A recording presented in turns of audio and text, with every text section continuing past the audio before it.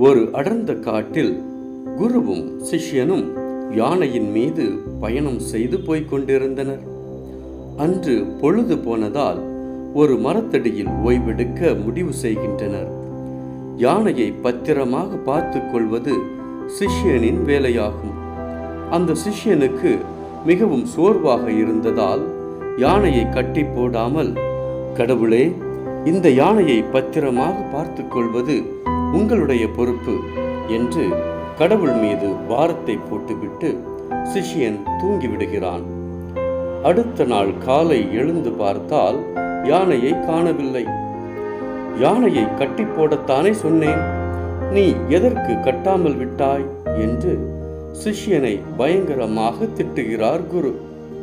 அதற்கு சிஷ்யனோ, நீங்கள் திட்டுவதென்றால் என்னை திட்டாதீர்கள், அதற்கு பதில் கடவுளை திட்டுங்கள், நீங்கள்தான் கடவுளை முழுதாக நம்ப வேண்டும் என்று சொல்லிக் கொடுத்தீர்கள், அதனால்தான் கடவுளிடம் இந்த பொறுப்பை ஒப்படைத்துவிட்டு நான் தூங்கினேன் என்று கூறினான்.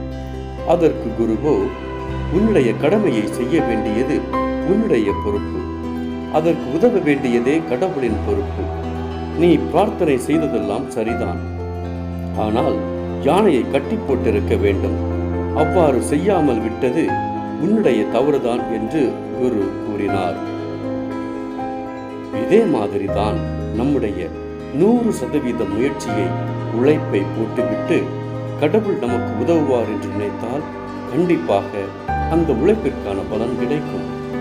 ஆனால் முயற்சி ஏதும் செய்யாமல் வெறுமனே கடவுள் நமக்கு உதவுவார் என்று நினைத்தால் கடவுளால் மட்டுமில்லை, வேறு யாராலும் உதவ முடியாது.